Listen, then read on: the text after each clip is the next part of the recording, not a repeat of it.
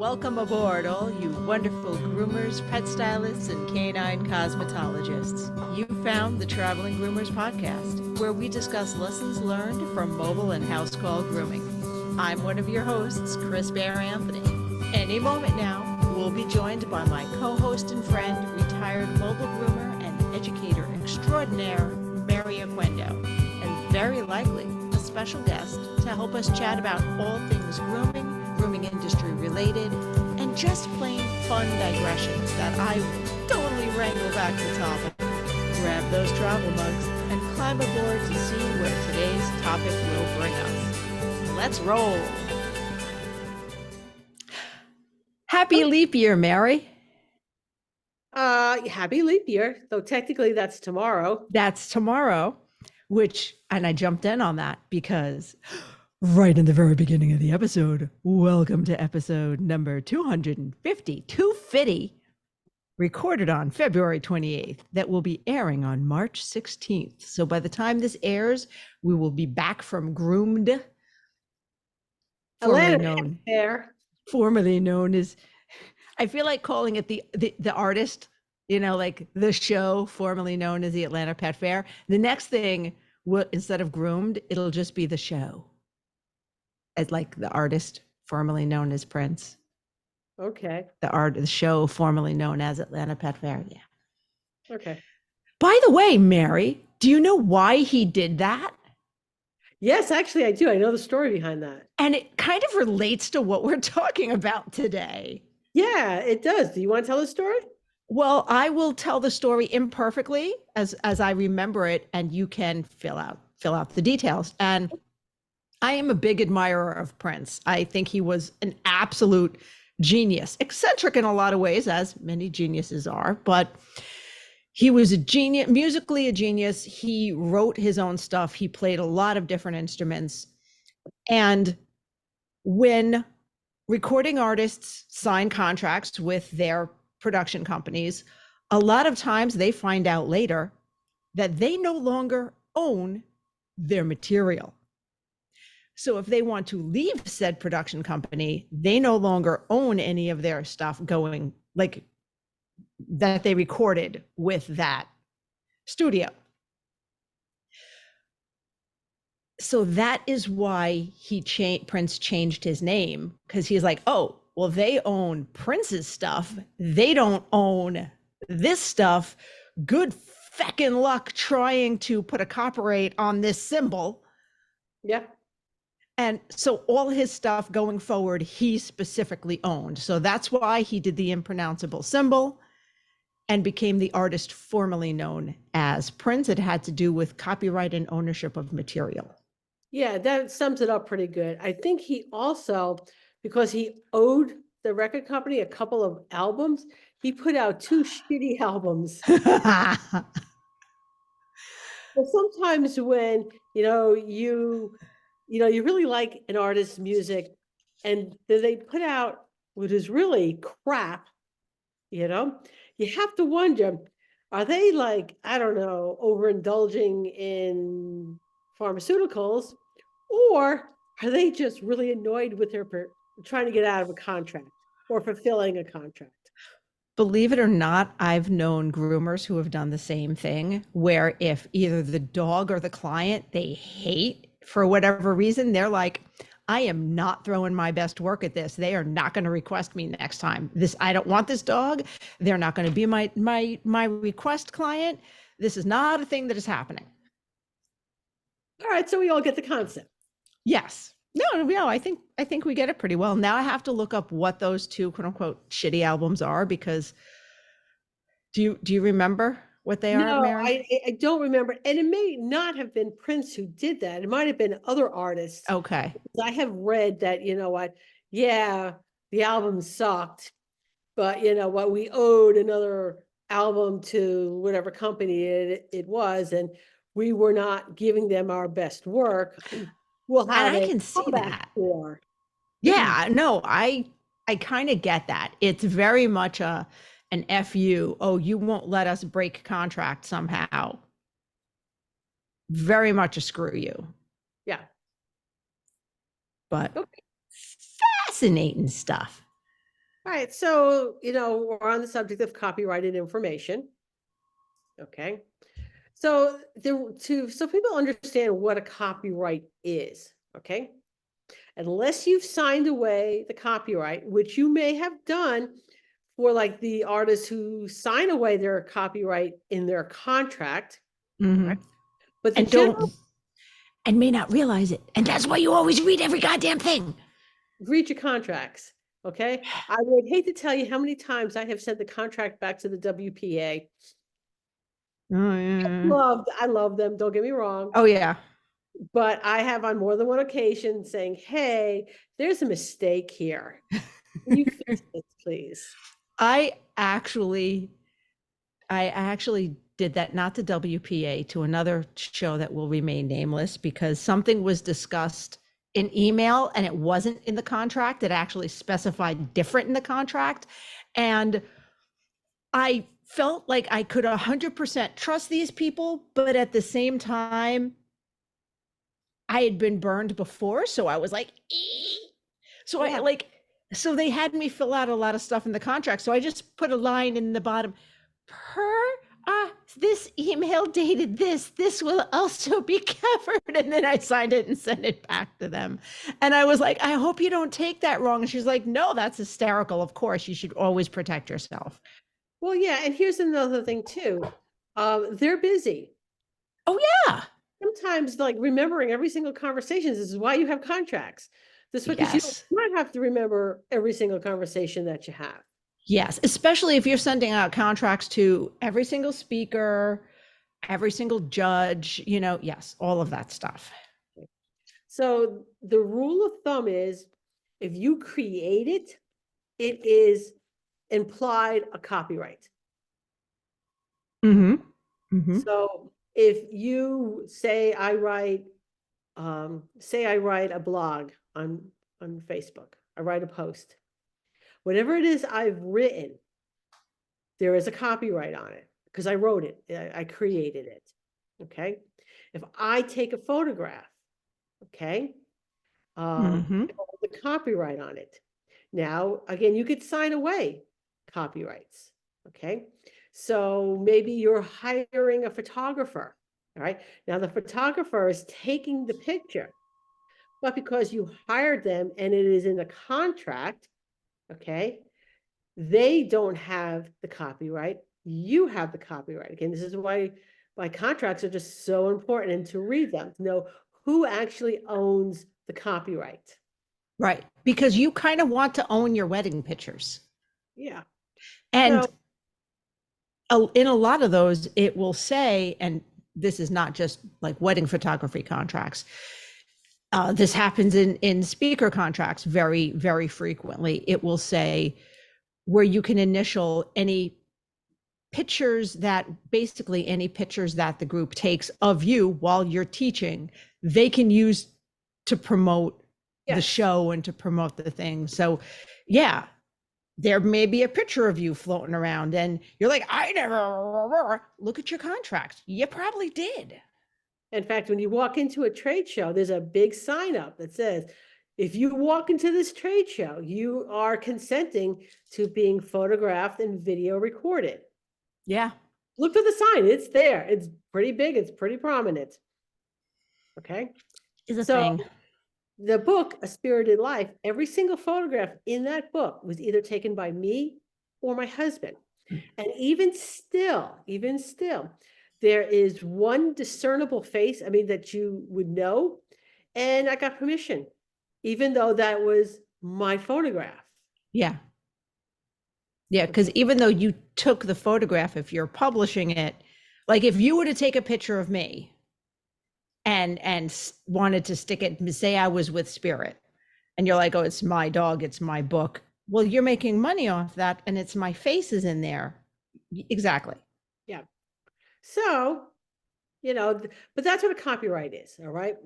So copyrights are implied. They also apply to websites. Mm-hmm. So anything that's on my website or anything that's on your website, that is copyrighted material. Yep. In fact, usually at the bottom of websites, if you haven't already done it, there's a space in the back end for you to write, copyright the name of your business. Mm-hmm.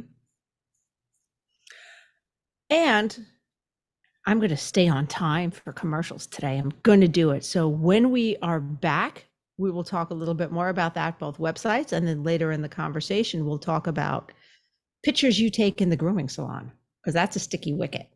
Okay. What if I told you you could have a year's worth of online education for less than the cost of one in-person trade show? That's right. For only $97 a month, you have access to a different 2-day educational conference with 10 hours of material taught by the best in the industry. Every month has a new theme that includes anything from grooming skills to business and everything in between. Can't catch it live or just want to rewatch it? Recordings are available for 6 weeks with closed captioning for both live and recordings with transcripts. What are you waiting for? Grab your membership today at positiveed.com. Okay, Marion, I feel the need to explain some of my faces to the YouTube viewers during that.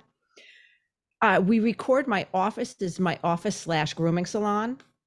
So the soundboard gets dusty and not hairy. I vacuum the hair off, but it gets dusty because I groom in here.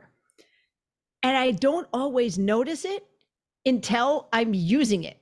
So I'm playing a commercial and I'm looking at the little screen there and I'm like, oh, I desperately want to just wipe that down. But that little portion is a touch screen and I don't know what holy hell is going to break loose. Yeah, I would not do that. I would not do that. Let's use a tissue and see what happens gently. So continue, Mary. So all the stuff you put on your website, tissue works fine.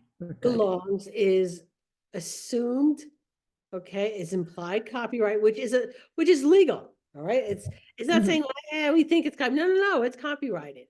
Okay. You don't have to submit it to the copyright office for the government. You don't have to do it. It is an implied. In fact, they don't want you to do it. Okay, because really don't. Please don't send that information to the copyright office to be copyrighted. All right, there's limited number of people there. It probably won't be seen until, I don't know, the year 2035. Well, and I put on my classes, I have it that it's copyrighted, and I should probably do every slide. I'm going to make a mental note. Oh, you don't know. Just do it. Yeah, and I do that in the beginning, but I update my classes so frequently. By the time, if I sent them all into the copyright office, by the time they got back to me, the class would have changed 4 times. Yeah, so it is implied, and the symbol, at least on the Mac, I believe is option G, is the copyright symbol. I do not know. I don't forget. I have to look it up every time. Fortunately, once I've done it on enough slides, it'll like come up as a suggestion, or I can do stuff from another slide and just rewrite it and reformat it, but keep that line with the copyrighted symbol. I know it's a lot of work, but there's a difference between a copyright and a trademark. They are not the same things. Yeah. So copyright, you don't have to do anything to have a copyright, but to have a trademark, you do. You have to put in the application to the trademark office. And once you submit the application, you could actually put the little TM. Okay. That means the trademark is pending. It's not the trademark. When you're given the trademark, when it is approved, that symbol is the circle with the R with a circle around it. I'm not sure if I didn't know that or if that was a little piece of information that I knew that like flitted in and out of my brain. You know what I mean? Like, oh, okay. Because I always thought because you think trademark, oh, that's trademarked. Trademarks are, of course, much easier to defend than a copyright, though you have recourse on a copyright. I don't think people understand what taking somebody else's photos, or material or whatever that you found on the internet. If it's on the internet, it does not mean public domain.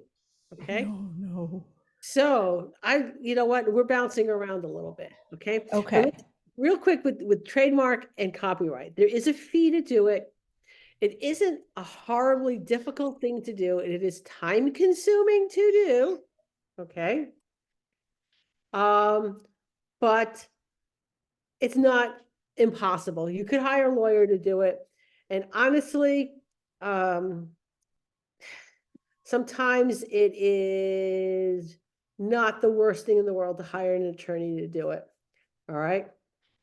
But because it is on the internet does not mean it's in the public domain. Okay. Mhm. Public domain is actually a legal term. Okay. It'll refer to photographs, manuscripts, where there is exclusive intellectual property rights. Okay. Or the copyrights have expired, or someone has forfeited them, or somebody is waived, or it's not applicable.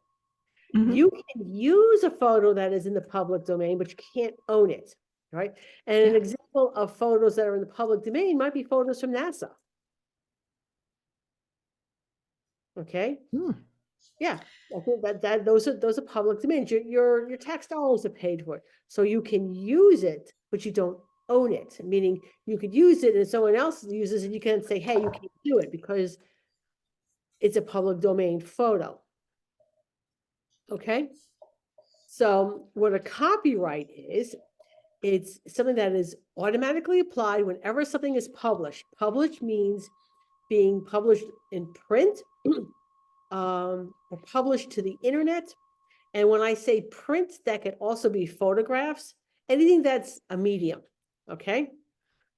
So copyright, there's a time limit on it.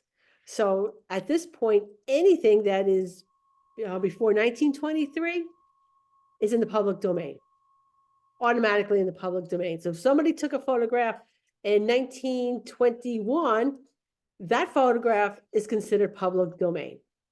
Okay. Unless they've trademarked the photo, and that's another story. Okay.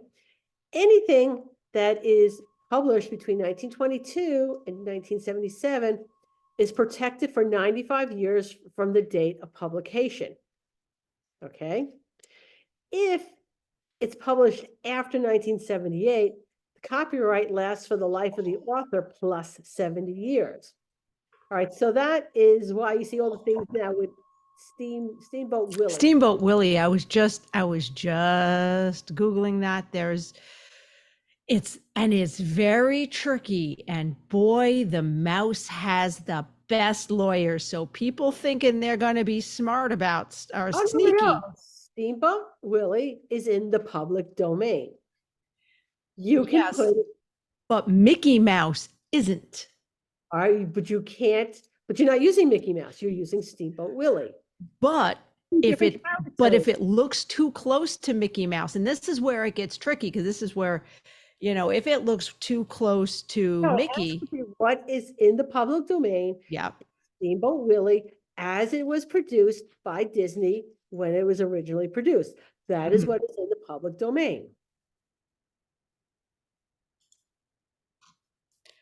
I'm just Googling an article now because it can be Right, um it's a but lawyer. Look to lawyers like. this is a lawyer thing, and this is early 2024. Steamboat Willie like literally just has been in the public domain for weeks. So there's going to be this is something that is public domain law, I think, in the next year or two, because legal things take time, is going to come under scrutiny. It's probably going to change. Well, if they change it, they can't change prior. Well, yes. They could Yeah. change going forward, but they can't change anything that's in the past. Okay, that's why Mhm. I have a friend whose business, all right, and I'm not gonna call him out or anything like that, but it mimicked a movie. Mhm. Okay. And he got a cease and desist letter. Oh, yeah, I know who you're talking about. Yeah. Yeah. So you have to, and you know what? And some places are more prone to going after people than others. Okay. What is it? Marvel Studios will go after you at a drop of a Heartbeat. in a heartbeat.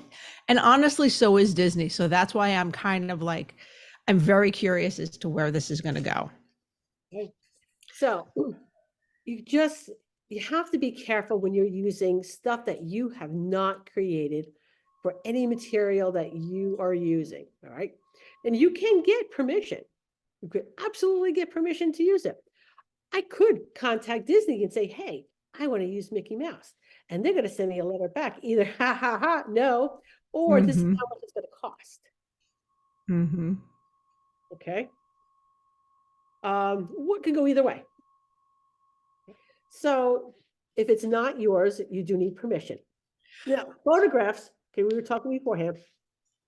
Photographs taken inside a shop. Okay. Oh, hang on. Give me 30 seconds because that's going to take us a minute. Because photographs taken inside a shop, you got a couple different things going on there. So 30 seconds because I told you I was going to be good on time. Oh. As a house call groomer, the idea of van and generator maintenance had kept me out of one for years. But Hanvey Engineering and Design has been making mobile grooming vans for 20 years now and has thought of that. No generator to maintain, repair, and replace. No propane to fill or worry about running out in the middle of winter. Hanvey vans have the lowest operating costs out there. I know I'm sold, but check out their latest innovations for yourself at hanvey.com. Ta-da! Okay. So photographs taken inside a shop. And yes, it can be a little tricky. Okay. Legally, if there's no other paperwork involved, the photograph belongs to the person who took the photograph. End of discussion. Now, a shop owner may have in the employee handbook saying any photographs taken inside the facility belong to the shop. Okay. But then employee signs that, so they're signing over their rights to any photographs that they're taking. All right.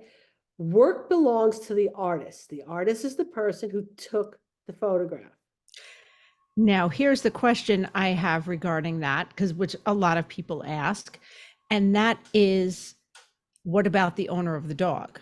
Okay, same deal. All right. However, you know what? We don't need owners going on Yelp, bitching and moaning and doing one-star Yeah. reviews over this. So in my terms of service, I ask for permission, yes or no. And it is just as easy to like not put those photographs up on the internet than it is just to simply pick another dog or cat or bunny or whatever. Okay. And honestly, Chris, that's a courtesy. Okay. Yeah. Art always belongs to the creator. Now, house call I find gets a little trickier We're in somebody's house, but because I'm in somebody's house. nonetheless, Yeah. you are the creator. But because I'm in their house, I put that in my policy and procedures on Absolutely. That's just, whether or not they are comfortable with that. yeah, that's smart business. All right. We're still service businesses. Okay. So they're still our clients. Why would you piss them off? Yeah. Over Yeah. something stupid. Okay. So, this is, I like to rephrase things in a manner that makes sense to people. Okay. So to rephrase this, why it belongs to the creator. Okay.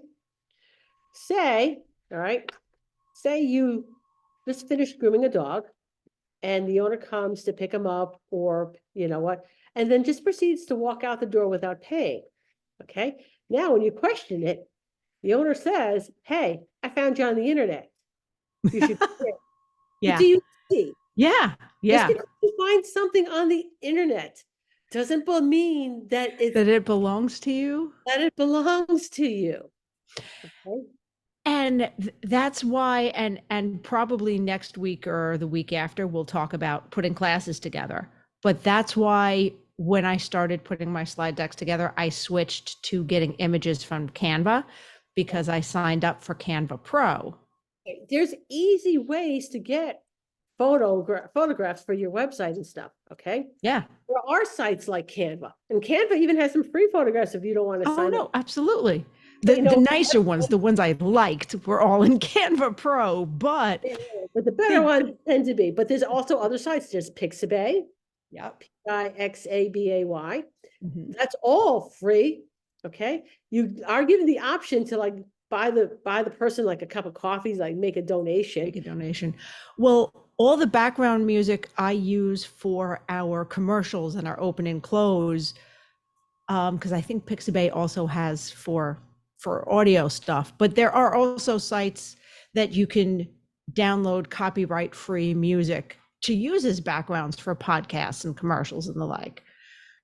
So it's not just stuff in print or photos. Right. There's music as Whatever the well. artist creates and Mhm. whatever medium they create. So yes, that's print, that's photography, that's internet, that's music. All right. You create something and it's the artist that owns it Mhm. unless they have signed their rights away from it. All right. So I had a photographer come out to my house to take pictures for the pet edge. Yeah, we all saw that, right? Yeah. Oh, that came in the mail like today. I was so excited. Now, I didn't pay her, Pet Edge paid her. But Pet Edge gave me permission to use the materials because I don't own the copyright on those materials, but I have use of them. Mhm. Okay. And you have written permission somewhere, whether it be an email or somewhere in writing. Somewhere in writing that I have Mhm. permission to use them. Okay. All right. So where were we? I don't know. Oh, I was going to say, and that's why in my ergonomics class, there's some slides, it's like maybe 3 or 4 max, where in the corner you'll see a little, looks like a little symbol from another business. That is the ergonomics consulting company that I did the consultation with to improve my class. And she was like, "Oh, I have some slides here, use them," and emailed them to me. So I left her logo on it specifically to give them credit for it, even though Writing, I had permission, full permission to use it. writing the source. Mhm. Okay. So you cite the source. I do that all the time. I'll ask for photos. Hey, and I will screenshot everything. Just in case. Hey, I need a photograph of this. And Yep. then, if I can use it, drop it in the chat group. And then when they drop the photo, I will like screenshot the thing and I'll just keep it somewhere just in case I need to use it. Mhm. All right. So anyway, moving that along. Footloose and fans. Sorry. All right. So, like I said, there's stock photos. All right. Deposit photos is another one. Shutterstock is expensive. Pexels, Pexels is mostly free. Okay. And if you get a photograph off of that site, usually there's instructions. Okay. Mhm. You can use this photo, but you have to identify the thing. A lot of my early workshops have photos from deposit photos. And their thing was I had to make sure I put deposit photos, and in some cases, the name of the photographer underneath it. Mhm. Had to be whenever I used it. And that's all they asked for.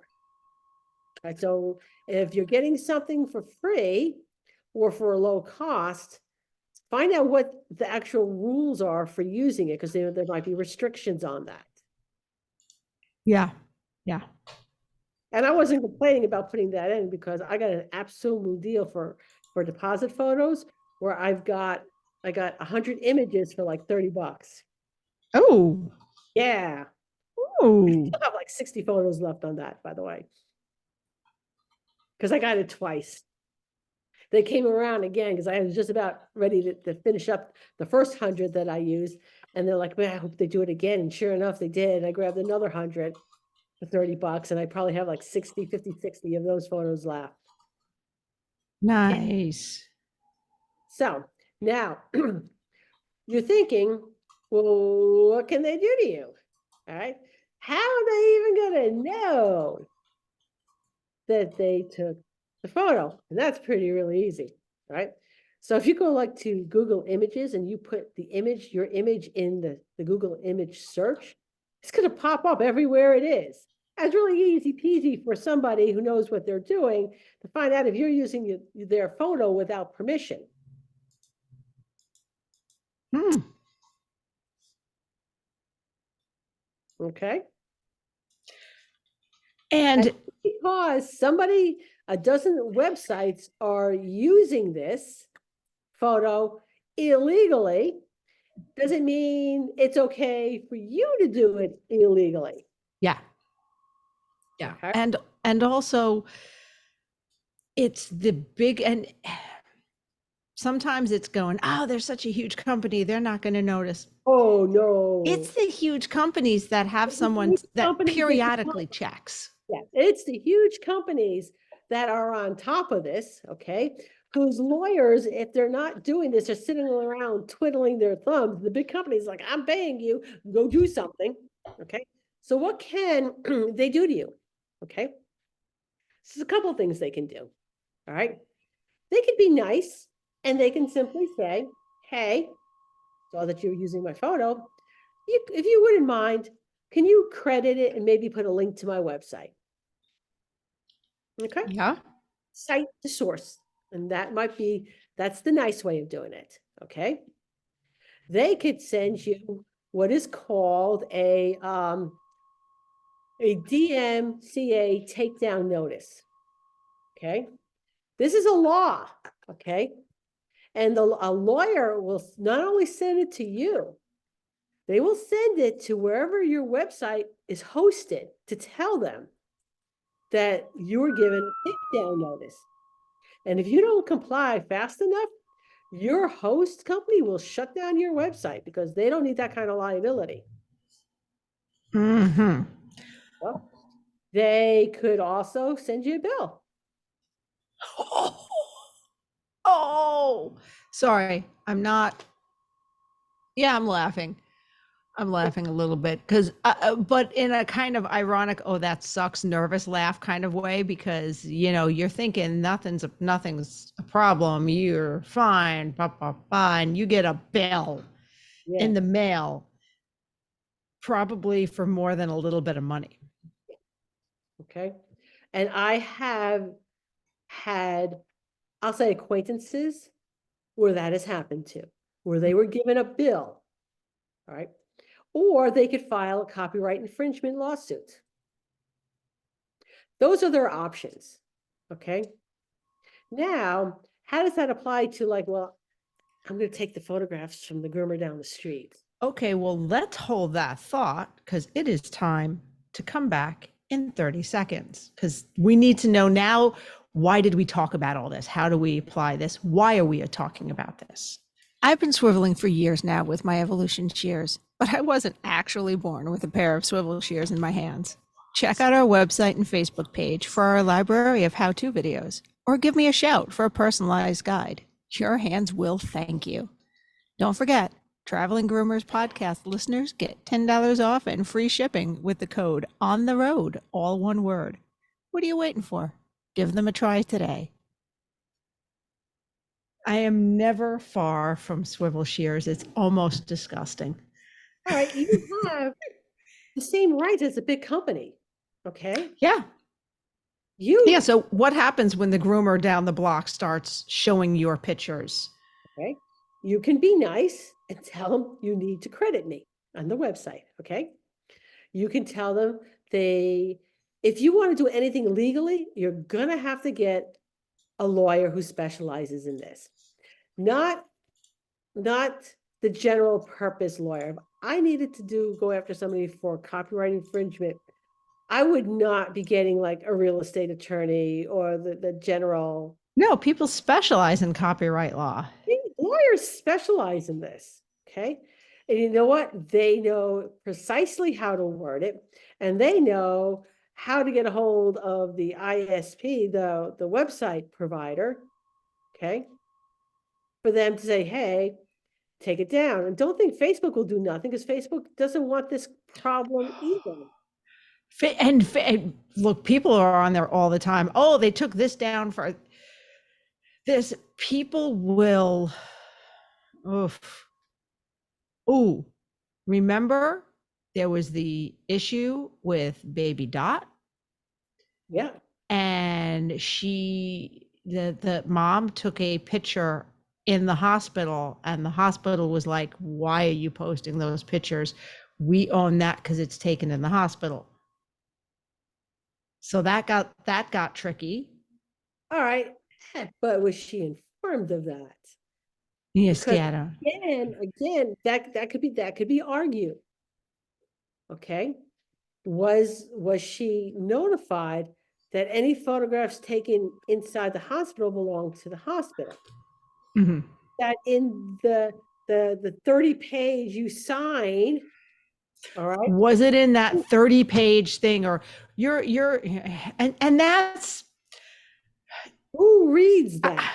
who, yeah, and that's a tricky thing, because I know one of the things we talked about before, was it before we hit record? Was it actually during this episode, that read what you're signing?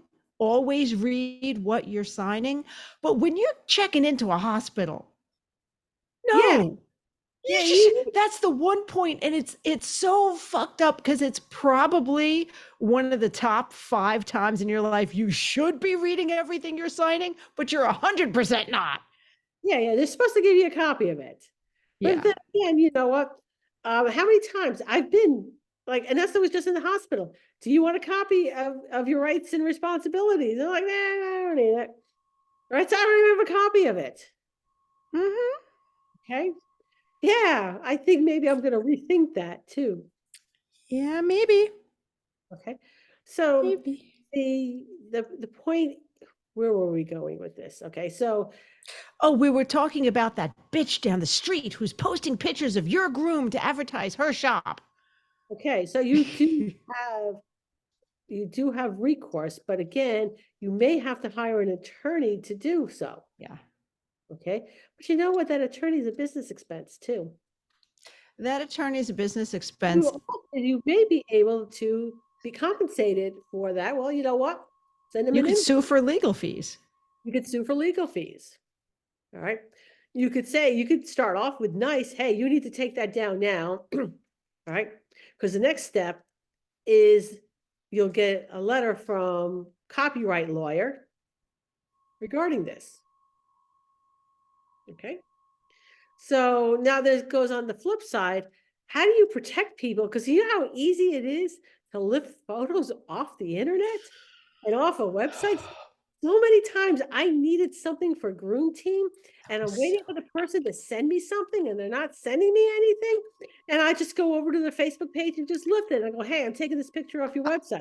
Is it I okay? have, yeah, I actually, I was working on something with someone, and they needed it, and it was from their website. And I'm like, here's how you get a photo, grab a photo off the web. And she's like, that's how easy it is to Yes, take a photo off my website. I mean, it was their own stuff they could clearly get. They just didn't realize how easy it was for Joe Schmo to now, rip a photo certain off their website. websites have the right web developer.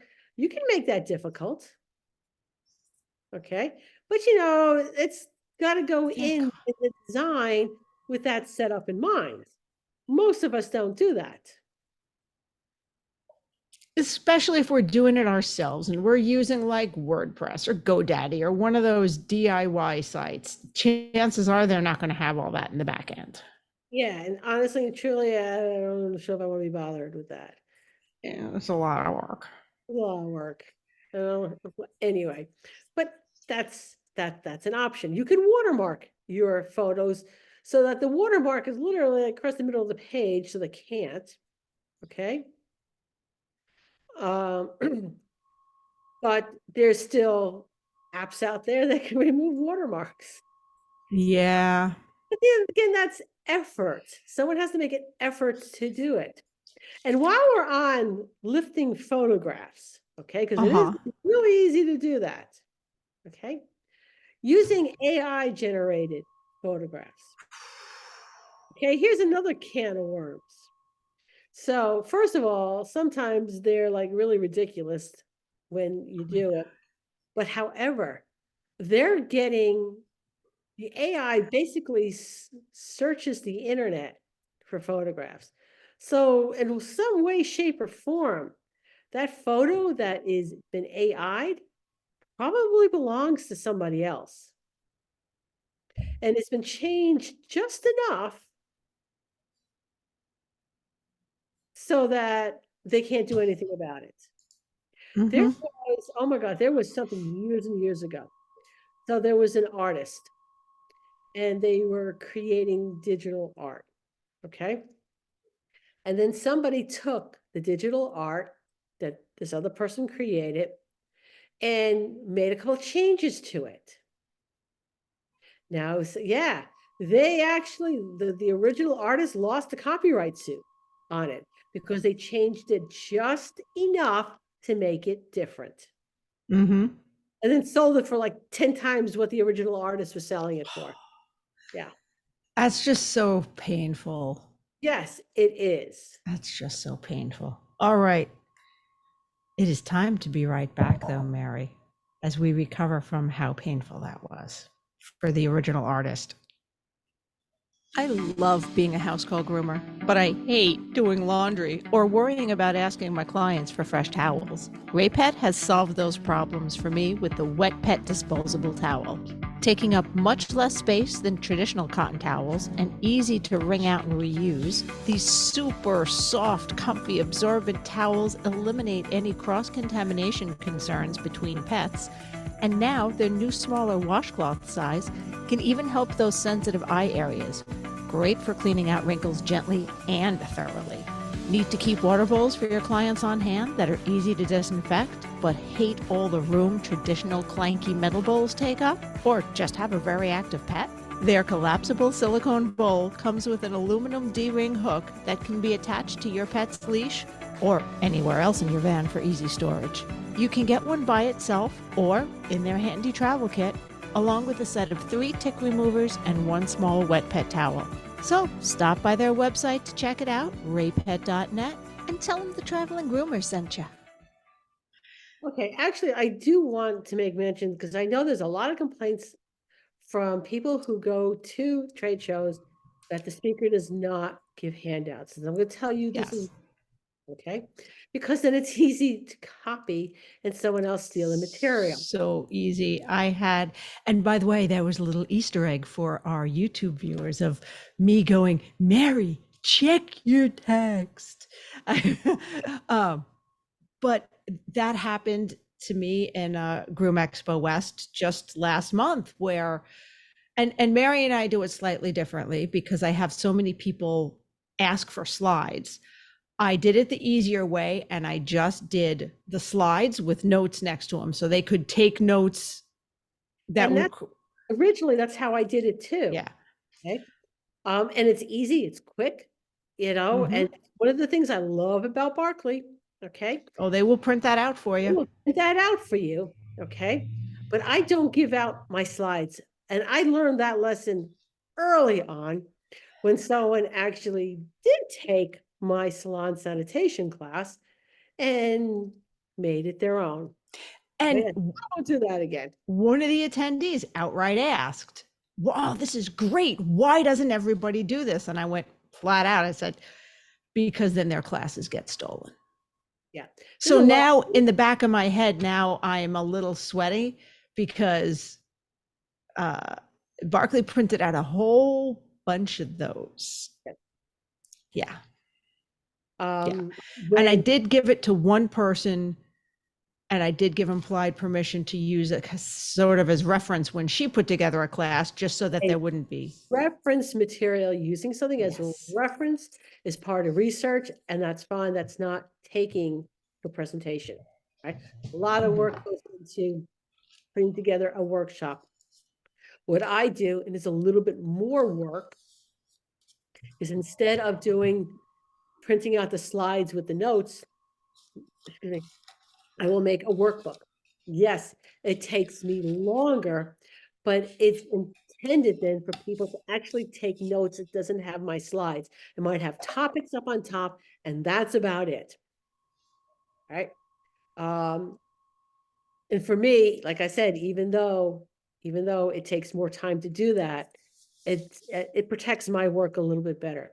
And so the next question is we want to touch on is then why do speakers teach the same things over and over again? Because a lot of time and effort went into creating the program in the first place.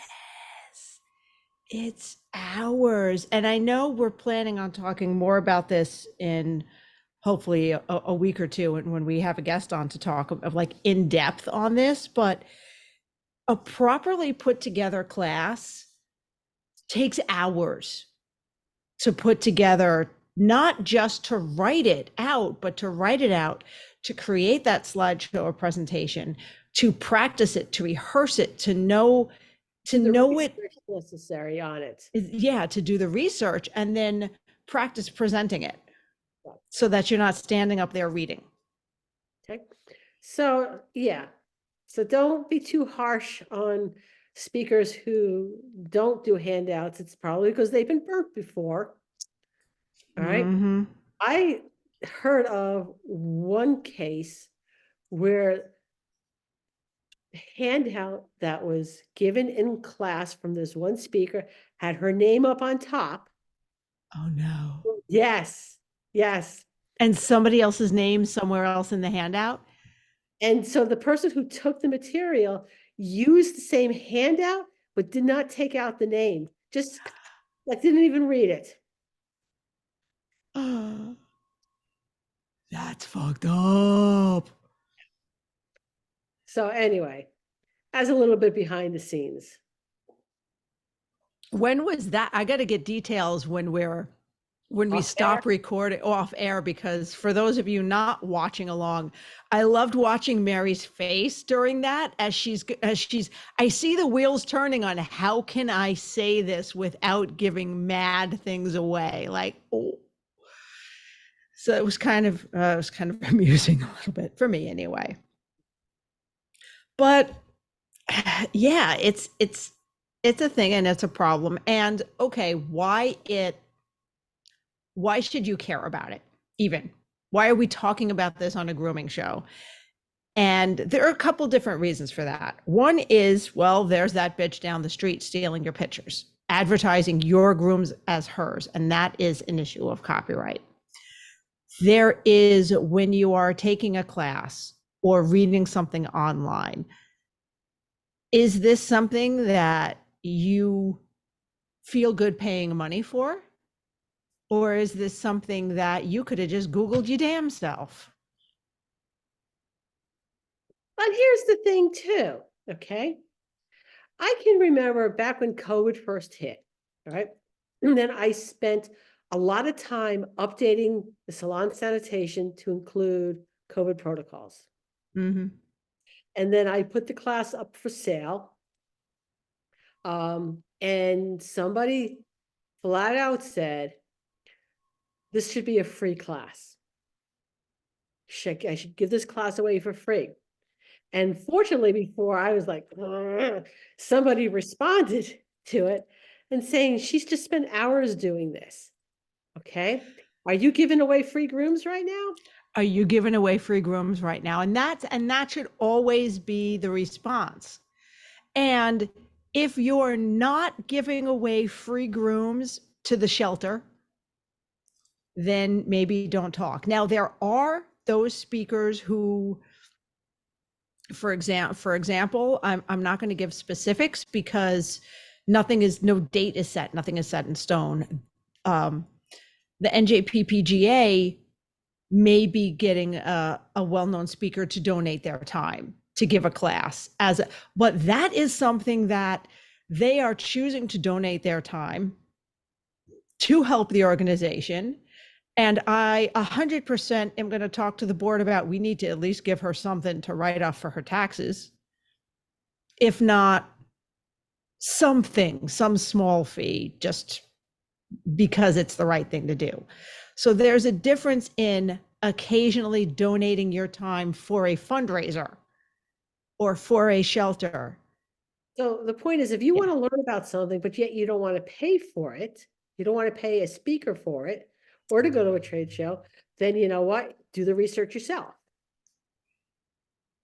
And you sort through hours on And Google and hours and YouTube hours, and and then not being smug or snarky about that, yeah. because that's exactly what we do.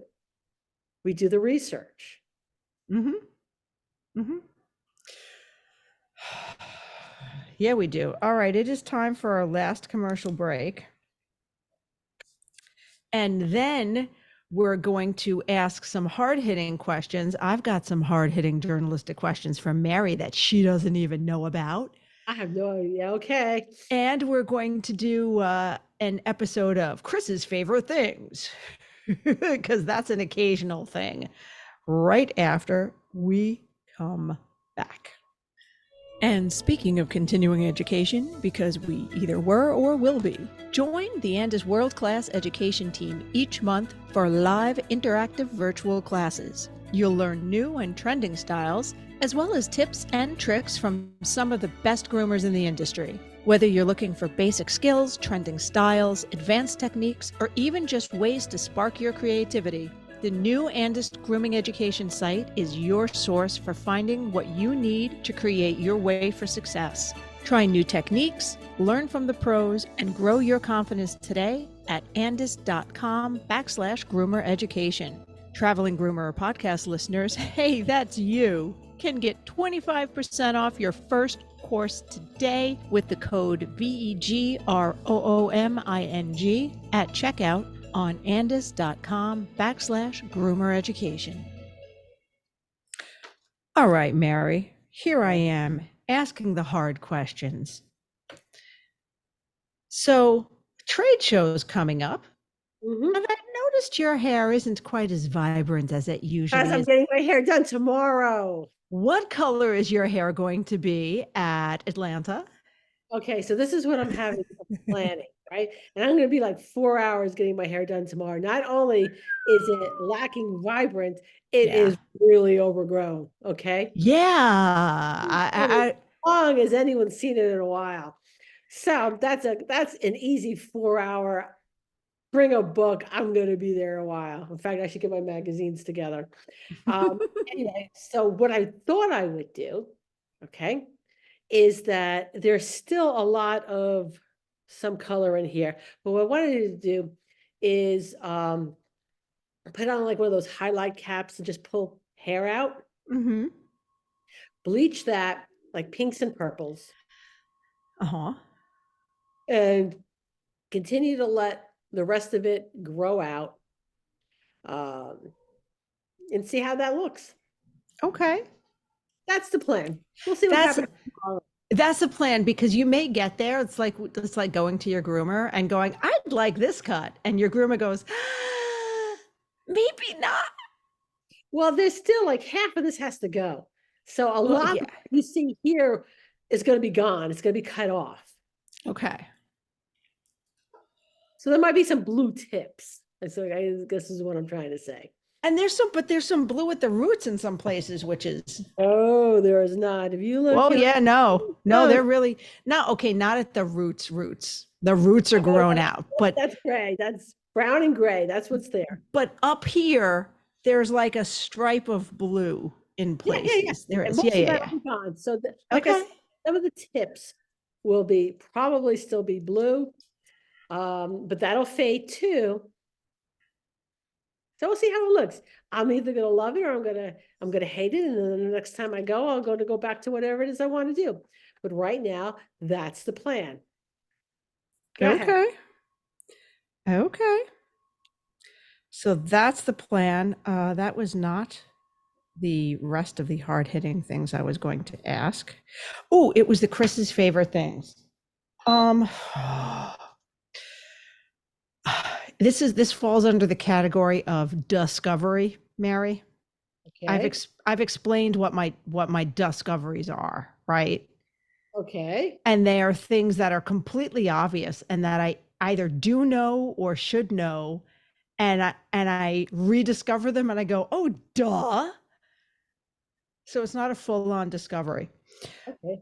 So I've had dehumidifiers at grooming shops before. Mhm. And when I started grooming in my garage, I went, oh my God, I need a dehumidifier in here because it's awful. It's awful. Especially when I have to have the heater on, it gets humid. And I could have sworn I had one next door, but we couldn't find it. And the other day, I had a little bit of an overflow problem because I tried to do two things at once. So I was drying a dog and I started running water in the tub to get enough water to rinse the bathing beauty through because I rinse it through between dogs. And I do like to rinse it through while I'm drying another dog because, do two things at once. We multitask. Mhm. But what happens sometimes when I do that? I forget the water's running Yeah, okay. until it starts pouring out of the tub and hits me in the leg. And I go, holy shit. Hey, I'm gonna say that's a Chris issue because I can't Okay, there's got to be at least one other ADD person out there who that would totally happen to. Come on, can't just be me. Can't just be me. All right, so we ought to take a poll on this. Yeah. And yeah, I'd say we take a poll on this and say it would never in a million years happen to me. That has happened to me, or I can see that that would happen to me. Okay. Okay, Those hold are on. our three. Those are our three poll options. So anyway, water got all the way over here to like under the floor mats and under the thing. So I'm like, I need a dehumidifier in here stat because I don't want mold places. Because it would be a humongous pain in the ass to try to move the desk and everything, and it's heavy, and it's a thing. Anywho, found a long story short, my husband did find the dehumidifier. I put it in, and not only did it clear up everything, the next time when I was grooming two doodles, I'm like, damn, these dogs are drying really fast. They're drying a lot faster than they usually do. Duh. I have the dehumidifier running. Yep, It yep. really, I had a dehumidifier in my mobile grooming van. yeah. Oh, in the vans, vans are like little boxes that contain moisture. And I know in the Hanby vans, Ashley talks about running the heat and the AC and using the AC as a dehumidifier, and she does that all the time. But I have had it rain on me in a Wagon Tails unit because it was raining outside. So the air was humid and I'm trying to dry a larger dog and the van's not leaking anywhere. I want to be clear, it wasn't leaking. It was just so humid in the van, the condensation on the ceiling dripped on me. It's not fun, Mary. Not fun. We shouldn't be doing that, is what I'm saying. So yeah, dehumidifiers are now some of my favorite things. I'm adding them to the list of things I won't ever forget again that are super helpful. Well, out here in Washington on the Pacific side here, we hardly have humidity. I've been 5 years and I've this is great. I mean, when it's hot, when it's just hot. It's like no humidity. Yeah. I can live with no humidity. So dehumidifier and my dewdrops. Wah, wah, wah, wah. Since I just used that a little bit while I was because I am moisture challenged because they're designed to wet your hands and use. And I had this whole conversation with Michelle. Of course, I didn't read the instructions when she sent them to me. I just used them.